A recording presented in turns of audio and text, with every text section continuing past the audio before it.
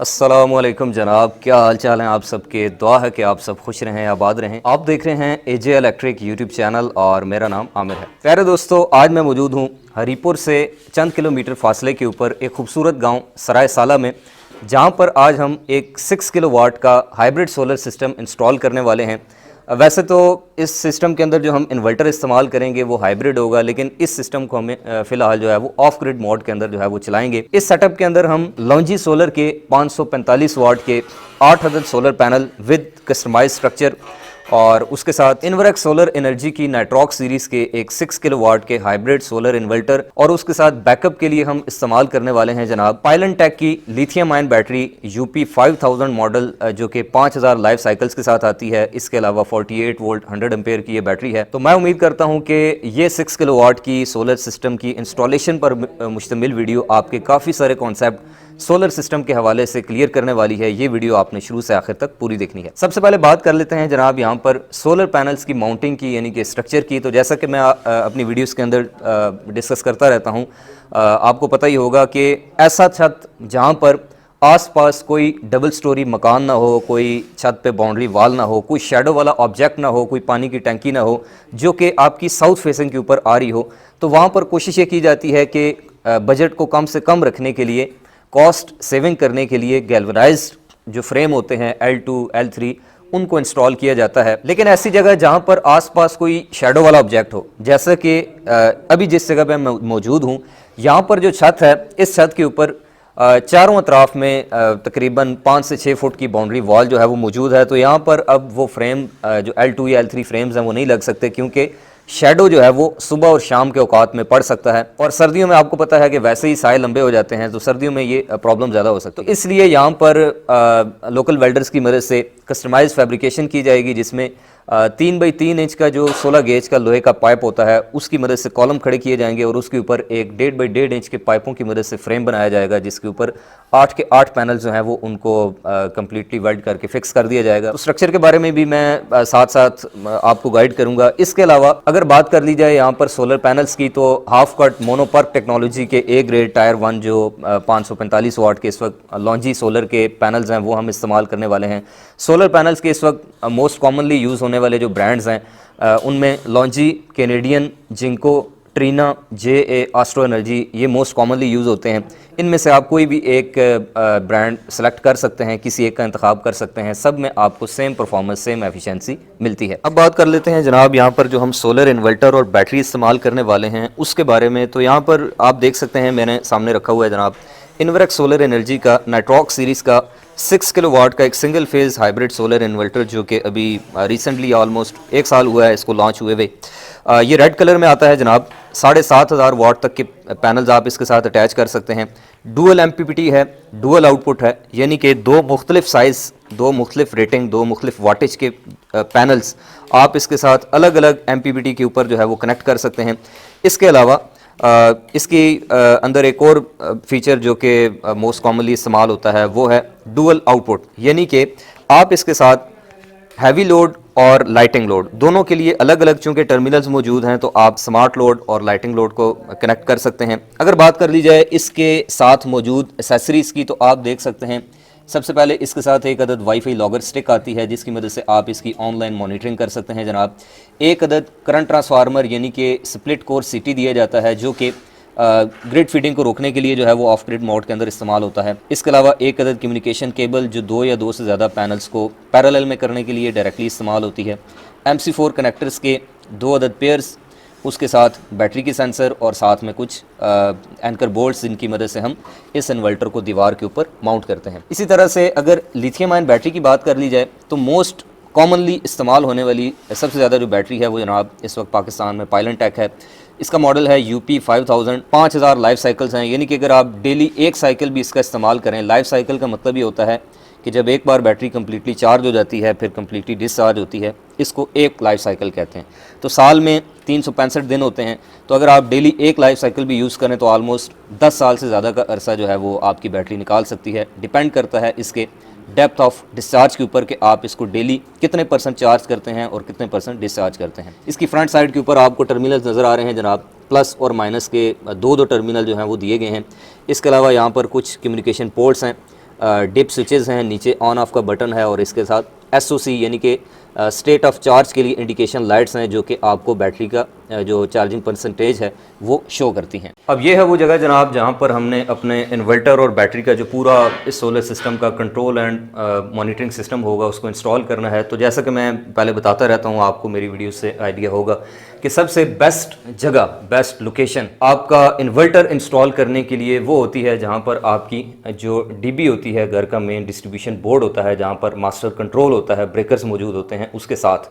तो यहाँ पर आप देख सकते हैं हमने यहाँ पर 60 बाई 60 mm की जो डक्ट है उसको इंस्टॉल कर दिया है।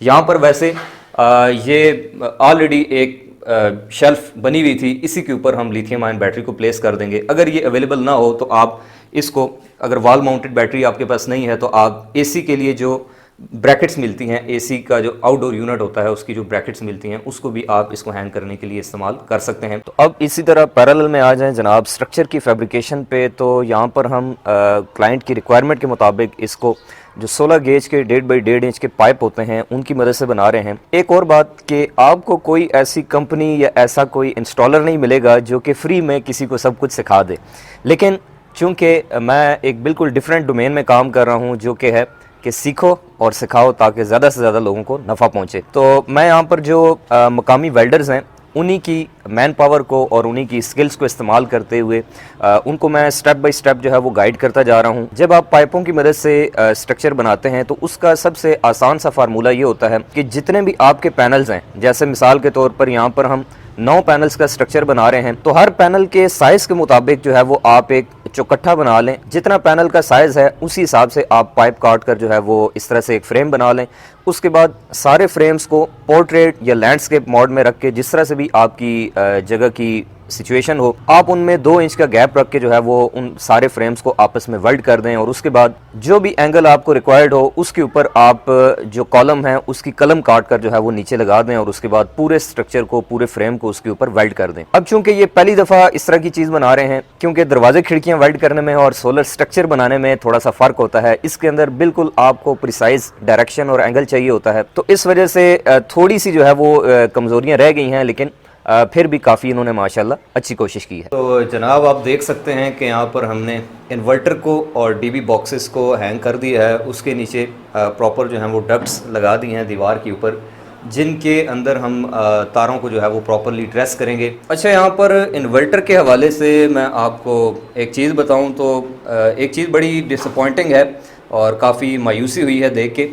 ये जो इन्वर्टर है जनाब नाइट्रॉक्स 6 किलोवाट, इसके अंदर, और जो इससे पहले नाइट्रॉक्स आता था जो कि 5 किलोवाट 8 किलोवाट में अवेलेबल है, उनके अंदर ज़मीन आसमान का फ़र्क है। एक तो इसकी जो बिल्ड क्वालिटी है वो काफ़ी जो है वो डाउन कर दी गई है। इन्वर्टर का जो वेट है, अगर आप 5 किलोवाट या 8 किलोवाट के नाइट्रॉक्स इन्वर्टर को पहले उठाते थे तो अच्छा खासा उसका वज़न होता था, लेकिन इसका वज़न बहुत हल्का है, ये टोटल 14 किलो इसका वेट है। तो ये कुछ गुजारिशात थी जो कि मेरे ख्याल से कंपनी को इसकी क्वालिटी के हवाले से बेहतर करना चाहिए, क्योंकि अभी मार्केट में सिचुएशन ऐसी है कि इन्वर्टर्स वैसे ही अवेलेबल नहीं हैं और जो लोग नाजायज़ मुनाफाखोरी करते हैं उनके लिए ज़मीन वैसे ही आजकल जो है वो बड़ी ज़रखेज़ है। आजकल ये इन्वर्टर जिसकी जो शुरुआत में कीमत थी जब ये लॉन्च हुआ था तो मेरे ख्याल से कोई 1,85,000 थी, और अभी ये तकरीबन 2.5 लाख से लेकर 3.25 लाख के बीच में जिसका जिधर दाव जो है वो चल रहा है वो इसको सेल कर रहा है। तो बहरहाल जी, यहाँ पर हम जो बाकी वायरिंग है और जो अर्थिंग वगैरह वो सारी चीज़ें हैं वो कंप्लीट करके फिर साथ साथ जो है वो मैं आपको गाइड करता हूँ। आप देख सकते हैं जनाब के यहाँ पर हमने ऑलमोस्ट वायरिंग जो है वो कंप्लीट कर ली है इस पूरे 6 किलोवाट के हाइब्रिड सिस्टम की। अच्छा, यहाँ पर मैं आपको केबल का साइज़ बताऊँ जो कि वायर हमने यहाँ पर कनेक्शंस में इस्तेमाल की है, AC वायर। तो वैसे तो जो रिकमेंडेड वायर साइज़ है 6 किलोवाट नाइट्रॉक्स और 5 किलोवाट के साथ वो 4 mm है। 4 mm की वायर आप इसके साथ लगा सकते हैं, लेकिन हमने यहाँ पर 6 mm की पाकिस्तान केबल जो स्टैंडर्ड केबल है वो इस्तेमाल की है यहाँ पर, यानी कि ये 744 जो है वो साइज़ बनता है। तो अब आप देख सकते हैं कि जितनी भी जो वायर्स हैं, सारी केबल्स हैं, उनको प्रॉपर हमने ड्रेसअप करके इस डक्ट के अंदर जो है वो निपटा दिया है। और अब आप यहाँ पर इसके कनेक्शंस के बारे में मैं आपको बताऊँ तो यहाँ पर आप देख सकते हैं ग्रिड के जो कनेक्शन है वो मोस्ट राइट साइड के ऊपर हैं। अर्थिंग का जो पॉइंट है वो चेजेस अर्थ के लिए इन्होंने यहाँ पर नीचे प्रोवाइड किया है। यहाँ से रिमूव करके शायद उन्होंने नीचे उसकी जगह को बनाई है, तो वहाँ पर हमने अर्थ वाला पॉइंट भी लगा दिया है जनाब। सेंटर में आप देख सकते हैं कि यहाँ पर लाइटिंग लोड के कनेक्शन होते हैं और मोस्ट लेफ़्ट साइड के ऊपर ये स्मार्ट लोड का पॉइंट है, जिसको आप हैवी लोड के तौर पर भी यूज़ कर सकते हैं और बतौर जनरेटर इनपुट के तौर पर अगर आप जनरेटर इसके साथ कनेक्ट करना चाहें तो वो भी आप लगा सकते हैं। इसके अलावा यहाँ पर चूँकि हम लिथियम आयन बैटरी भी लगा रहे हैं जनाब पाइलनटेक, तो उसकी जो कम्युनिकेशन केबल है उसको हमने यहाँ पर जनाब कनेक्ट कर दिया है। इसके साथ जो CT आता है करंट ट्रांसफार्मर, उसकी जो सेंसर्स की वायर हैं वो आप देख सकते हैं यहाँ से 3 और 4 नंबर के ऊपर लगती हैं। लेफ़्ट के ऊपर वाइट और राइट के ऊपर जो है वो ब्लैक। और इसके अलावा जो बैटरी की केबल हैं प्लस और माइनस ये ऊपर टॉप पर मेंशन भी है जनाब, वो यहाँ पर लगा दी हैं। उसके बाद यहाँ पर ये जो लिथियम आयन बैटरी है पाइलनटेक, इसके कनेक्शंस के बारे में थोड़ा सा मैं आपको गाइड कर देता हूँ। अर्थिंग वाला जो पॉइंट है वो आप देख सकते हैं कि यहाँ पर इसके ऊपर ही चेजेस अर्थ के लिए यहाँ पर ये पॉइंट बना हुआ है, तो उसके साथ कनेक्ट कर दिया है जनाब।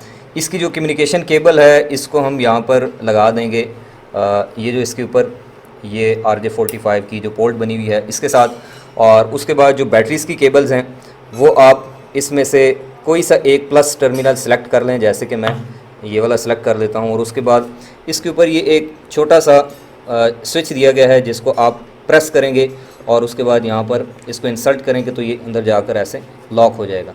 ये जैसे इसको प्रेस किया और साथ में ऐसे ही जाकर लग गया। और इसी तरह से नेगेटिव टर्मिनल भी जो है वो कनेक्ट कर लेते हैं जनाब। स्विच को आपने प्रेस करके रखना है और उसके साथ ऐसे जाकर ये कनेक्ट हो जाएगा। तो अब उसके बाद जनाब हम ये जितनी भी जो डक्टिंग है ये करके इसको जितने भी जो इसके कवर्स हैं उनको क्लोज़ करते हैं और टैग्स भी लगा देते हैं ब्रेकर्स के ऊपर और चेंज ओवर्स के ऊपर कि कौन सा स्विच कौन सा बटन किस काम के लिए है।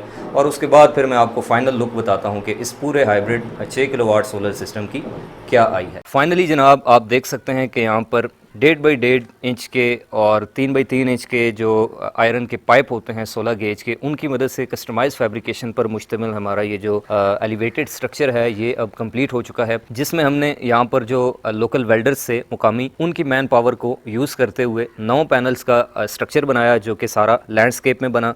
और सेंटर में एक अदद पैनल की जगह जो है वो खाली छोड़ दी है। मुस्तकबिल में हम इसके अंदर मज़ीद एक पैनल भी ऐड कर सकते हैं। और इसके अलावा हवा तो खैर यहाँ पर नहीं लगेगी क्योंकि बैक साइड पे तकरीबन 5 फुट की जो सफ़ील है बाउंड्री वॉल है वो मौजूद है। लेकिन ये है कि अगर पैनल्स की डस्टिंग वगैरह करनी पड़े या वॉशिंग वगैरह तो उसके लिए सेंटर से जगह खाली छोड़ दी है। इसके अलावा हॉरिजेंटली और वर्टिकली आप देख सकते हैं कि 2-2 इंच का जो है वो गैप रखा है ताकि अगर हवा आती है, क्योंकि इस एरिया में हवाएं जो है वो काफ़ी चलती हैं, तो हवा जो है वो यहाँ से बाहर निकल जाए। बेस प्लेट्स के ऊपर जो है वो 3 बाई 3 इंच के पाइपों की मदद से कॉलम खड़े किए हैं जिनको बाद में 1 बाई 1 फुट के यानी कि 1 स्क्वायर फुट के कंक्रीट की जो ब्लॉक्स हैं उनकी मदद से कवर कर दिया जाएगा और उसके बाद इस स्ट्रक्चर की जो मजबूती है वो काफ़ी बढ़ जाएगी। इसके अलावा एक और पॉइंट आप देख सकते हैं कि हमने जितना भी जो स्ट्रक्चर है उसको मोस्ट राइट साइड के ऊपर बनवाया है। यहाँ पर थोड़ी सी जो है वो जगह आपको शायद महसूस हो रहा हो कि यहाँ पर शेड पड़ेगा, लेकिन चूँकि सूरज यहाँ से निकलता है और तकरीबन 1 घंटे बाद ही वो इधर आ जाता है, तो उसमें शेडो का ये जो थोड़ा सा पोर्शन है ये नेग्लिजिबल है, आप इसको इग्नोर कर सकते हैं। तो इस पूरे स्ट्रक्चर को बिल्कुल छत के राइट साइड के ऊपर बनाने का मकसद ये था ताकि अगर कल को फ्यूचर एक्सटेंशन करनी पड़ती है, मज़ीद पैनल्स का इजाफा करना पड़ता है, क्योंकि ये नाइट्रॉक 6 किलोवाट तकरीबन 7800 वाट की PV कैपेसिटी का हामिल है। तो अभी हमने सिर्फ इसमें 8 अदद पैनल यानी कि 4320 वाट के पैनल्स को ऐड किया है।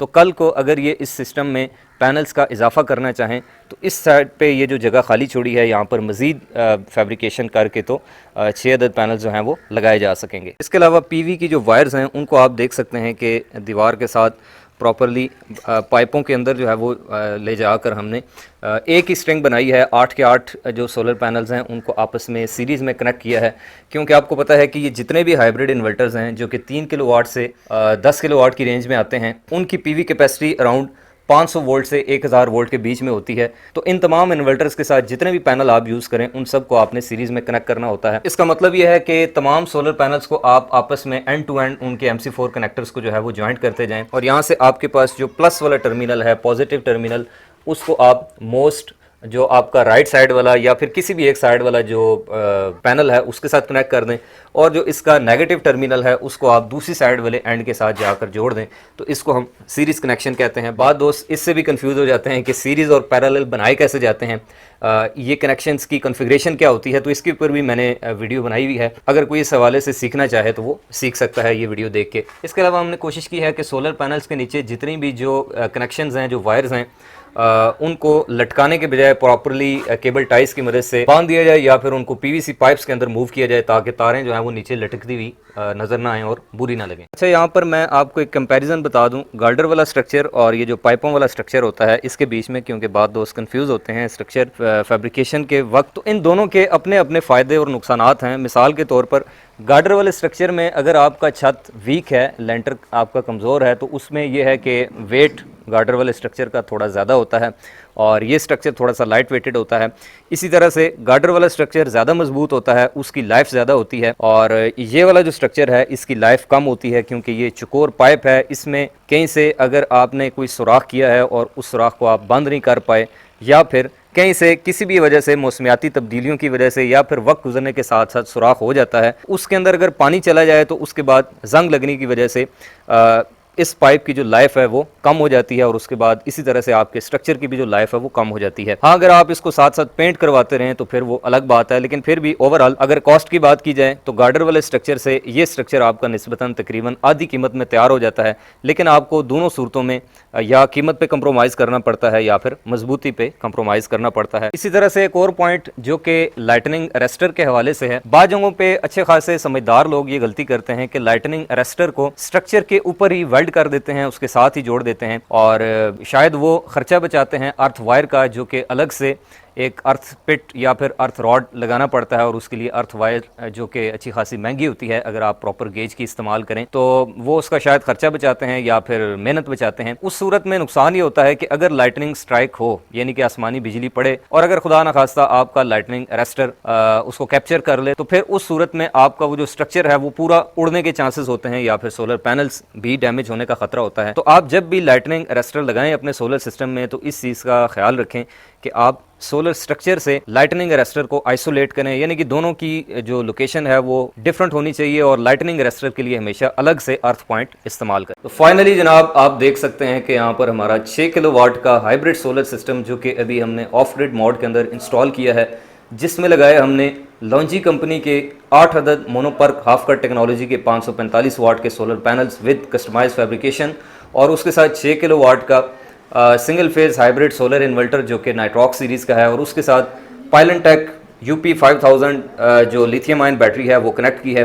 सारी की सारी जो इंस्टॉलेशन है और सारी की सारी जो डक्टिंग है और पूरा जो मॉनिटरिंग सिस्टम है वो आपके सामने। अब यहाँ पर जो हमने प्रोडक्ट्स और एसेसरीज और इसके अलावा प्रोडक्शन और बाकी तमाम चीज़ें मैं आपको 1 बाई 1 जो है वो थोड़ी सी एक्सप्लेन कर देता हूँ। यहाँ पर आप देख सकते हैं, जैसा कि मैंने आपको बताया कि ये सारा सेटअप आप वहाँ पर इंस्टॉल करें जहाँ पर आपके घर की मेंस जो सप्लाई जो DB आ रही है, जहाँ पर आपका मास्टर कंट्रोल घर का मौजूद होता है उसके साथ। तो ये घर की मेन जो है वो DB है, जहाँ पर अभी आप देख सकते हैं वापडा के यानी कि ग्रिड के 229 वोल्टेज आ रहे हैं जनाब। उसके साथ ही एक 60 बाई 60 की हमने एक डक्ट लगाई है, जिसके अंदर हमने जितनी भी जो वायर्स हैं, केबल्स हैं, उनको प्रॉपरली ड्रेसअप किया।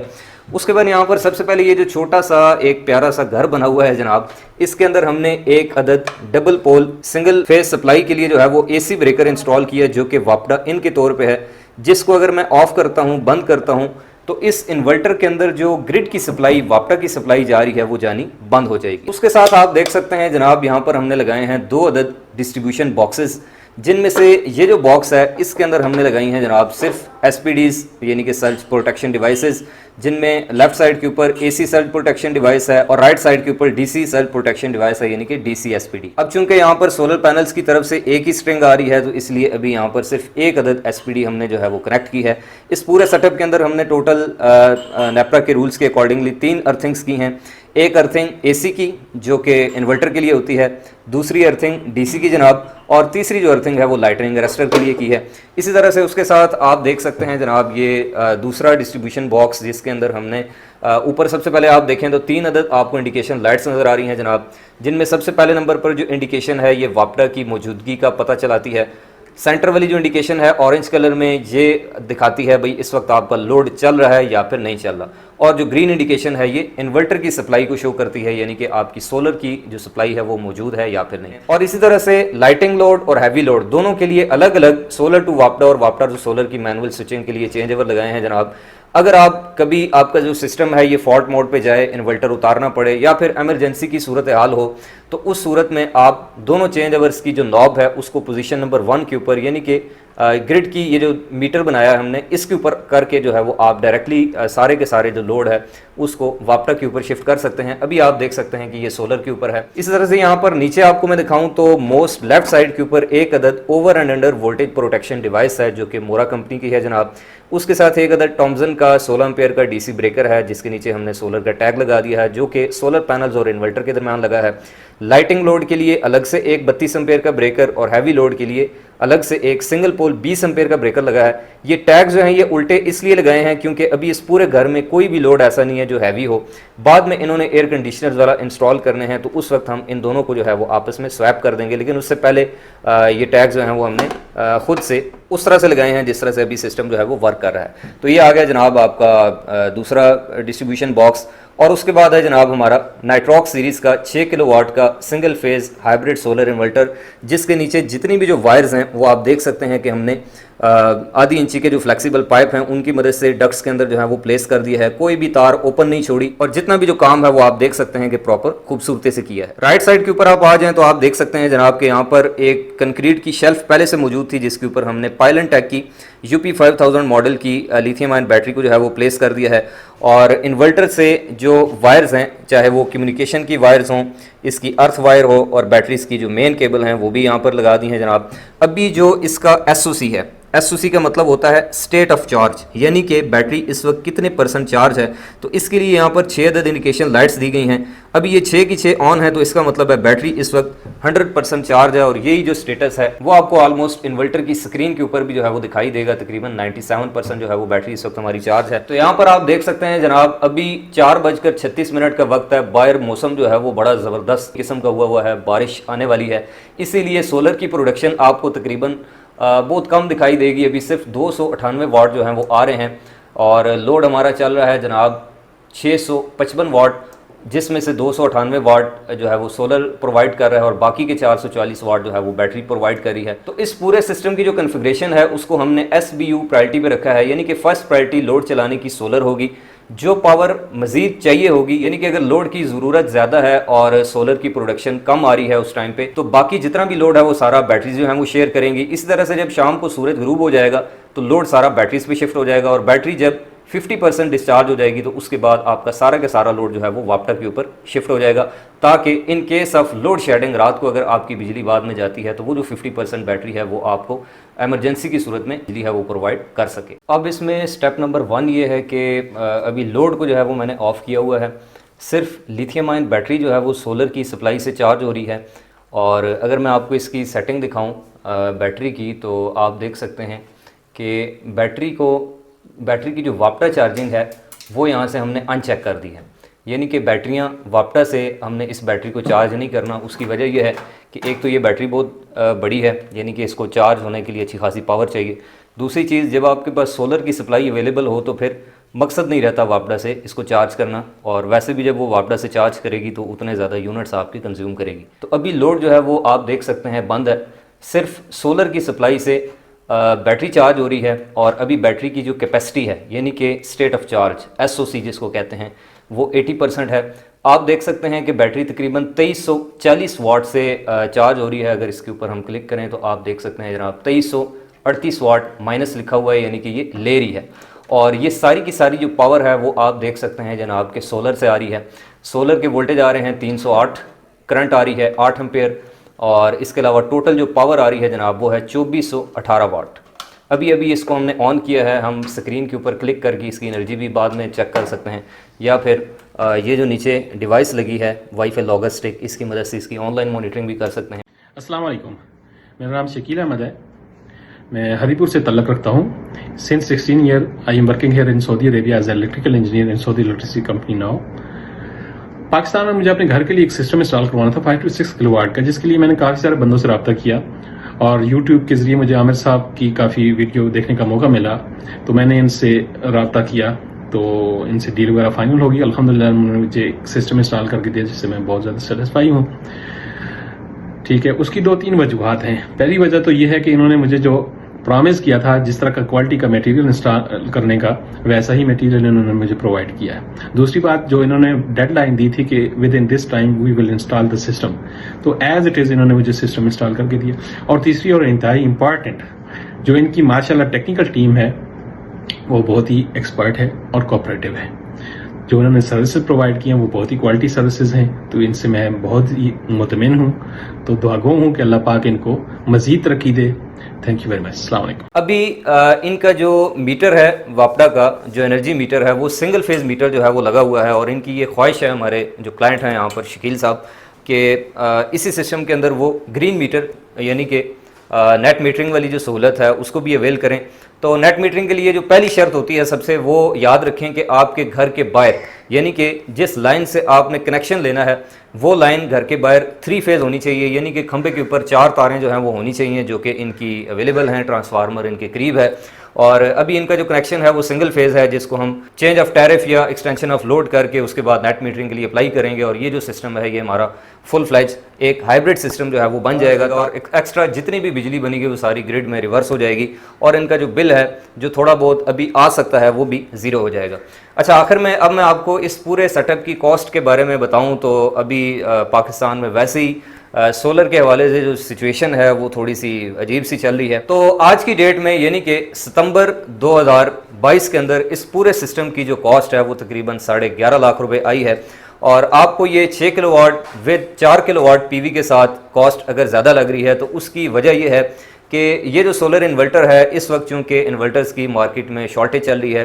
वैसे इसकी जो ओरिजिनल प्राइस है ये ऑलमोस्ट 2 लाख के आसपास थी, लेकिन अभी जिसके जो जी में आता है वो इसका रेट मांगता है, कोई 3 लाख, 3.25 लाख, 270, 280। तो एक तो इन्वर्टर की कॉस्ट, दूसरा लिथियम आयन बैटरी की अपनी जो कॉस्ट है वो ऑलमोस्ट पायलन टैक्स सबसे ज़्यादा महंगी होती है, तकरीबन 4 लाख 10, 4 लाख 15 या 4 लाख के आसपास ये आपको सिर्फ एक बैटरी 100 एम्पेयर आवर की 48 वोल्ट में देखने को मिलती है। अगर आप इसके साथ नॉर्मल ट्यूबलर बैटरीज का इस्तेमाल करें तो आपकी कॉस्ट जो है वो नीचे आ सकती है। वैसे भी हाइब्रिड सिस्टम जो है वो नॉर्मल ऑन ग्रिड या ऑफ ग्रिड की निस्बत महंगा होता है, क्योंकि हाइब्रिड सिस्टम में बैटरीज भी लगती हैं और इसके अलावा हाइब्रिड इन्वर्टर्स की जो कॉस्ट है वो भी नॉर्मल सिस्टम की निस्बत ज़्यादा होती है। अगर आप आइंदा भी इस तरह से इलेक्ट्रिकल इंजीनियरिंग के हवाले से यूज़फुल और नॉलेज से भरपूर वीडियोज़ देखना चाहते हैं, या फिर आपको सोलर सिस्टम की सर्विसेज चाहिए रावलपिंडी, इस्लामाबाद, अटक, वाह, टेक्सला, हसन अब्दाल, हरीपुर और इन सराउंडिंग्स में, तो उसके लिए आप इस दिए गए व्हाट्सएप नंबर के ऊपर ऑडियो मैसेज या फिर टेक्स्ट मैसेज कर सकते हैं। इंशाल्लाह आपसे मुलाकात होगी किसी नेक्स्ट वीडियो में। तब तक के लिए अपना और अपने प्यारों का रखिएगा ढेर सारा ख्याल। खुदा हाफिज़।